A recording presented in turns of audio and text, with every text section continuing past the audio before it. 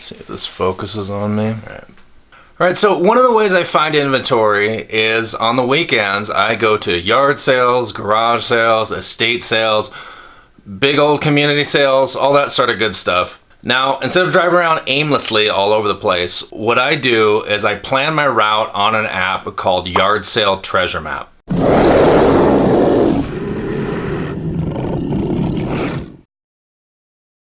Yard Sale Treasure Map is available for Apple and for Android. It's great to get things organized so you're just not driving around like a madman. And so I'm gonna show you how I use that right now. Okay, so this is Yard Sale Treasure Map. As you'll notice, Yard Sale Treasure Map is kind of a familiar view. It's basically Google Maps with kind of an interface built over the top of it. Right now we're looking at my area right now. You'll see a couple flags in here, a couple red, orangish color flags. These are the sales in my area right now. So if I want to see the title of these sales, I just click on them.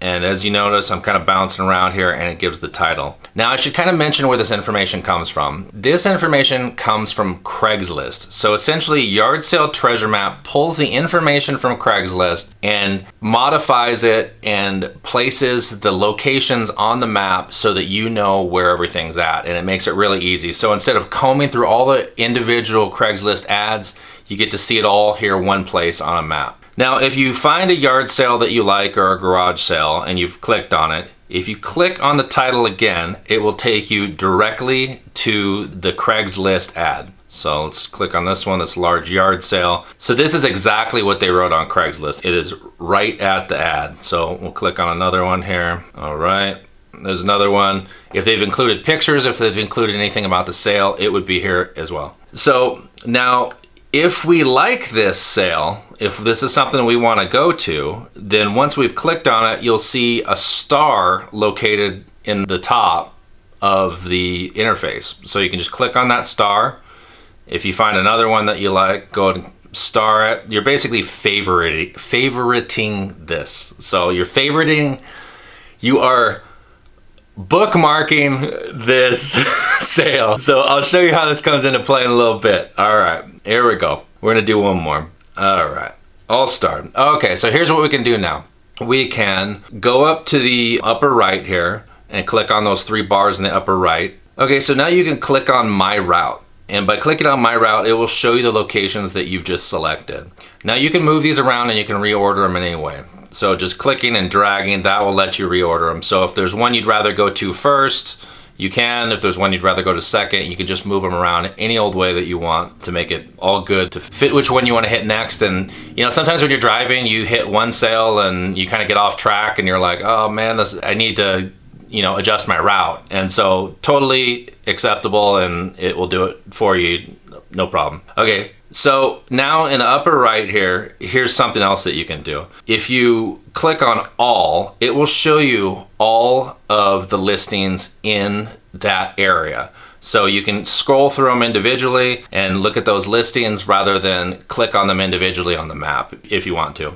You can also search these listings. So if you want to search by like the word estate sale, that sort of thing, you can, and it will show you which listings have estate sale in the title, in the description, all that sort of good stuff. You can also type in community if you're looking for, you know, a big community sale, anything like that. All right, so now let's say you actually want to drive to them, which is good, right? So what you can do is you can, at first if you want to, you can do draw route lines. This will show you exactly the route that they think you should take to hit these sales. So you can pinch and zoom and all that sort of good stuff to look at the individual streets. Once you want to go to a location, just click on that location, and then in the upper right hand side of the interface, you'll see a little right turn arrow. Just click on that right turn arrow and then click navigate to address. It will open up Google Maps for you, and it will give you turn-by-turn directions all the way there.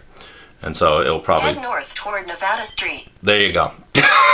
Turn-by-turn directions. Okay, so if for some reason it doesn't take you to where you want to go, when you first click that direction icon in the upper right, you have the option to navigate to map marker if you want to. The map marker is where it was posted from Craigslist. So, maybe the directions were slightly off or the address was slightly off, that sort of thing. So that map marker is essentially what is on Craigslist. So if you can't find it, then that is another option. You can always update listings as well. So if you drive to a location and it's just not there, or you want to help some people out with it, you can do that. So you can adjust things, essentially, is what I'm saying. So if you don't find it, you can make the adjustments. If I want to check out another city, what I can do is I can, just scroll over. Let's go over to Los Angeles. Englewood, Torrance, there's LA. All right, let's scroll over to LA. Now, right now we're not seeing anything, right? Which, honestly, that's impossible for Los Angeles. So what we'll do is we'll just change the day of the week at the top. And so we'll just back out of Friday. We'll go back into Saturday here. So that refreshes everything. So that's an easy way to get all the listings to pull up and whatnot. Now, it's just going crazy right now, just adding all the listings. Just give it a second. Okay, so this is LA. I mean, there's a ton of them, right? This is what happens when you zoom in on an area. You just need to refresh it. Now, one thing I forgot to mention earlier is there are two versions of this app. There's a free version and there's a paid version.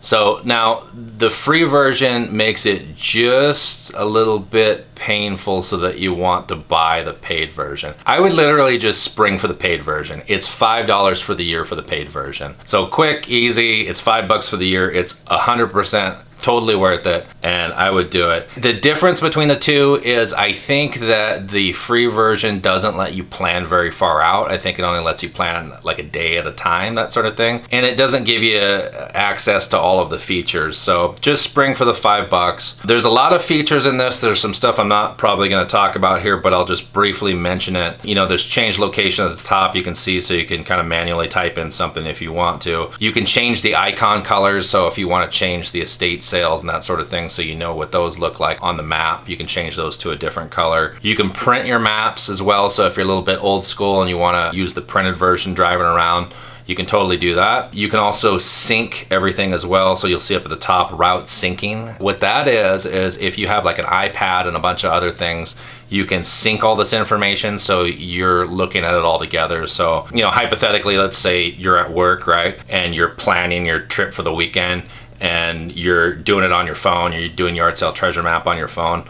You can sync it to your iPad, so once you get home and you're on the couch, you can look at it on like a bigger interface and essentially coordinate everything, and it's coordinated across all of your devices. So that's kind of handy. And there's driving modes, a few other things. You can post your own sale if you want to. All this information, like I said, it comes from Craigslist and it comes into the app about 30 minutes once you post it on Craigslist, sometimes less. This does not pull anything from Facebook. It doesn't pull anything from any other random place. So it's only from Craigslist. Now, you can always add stuff to it.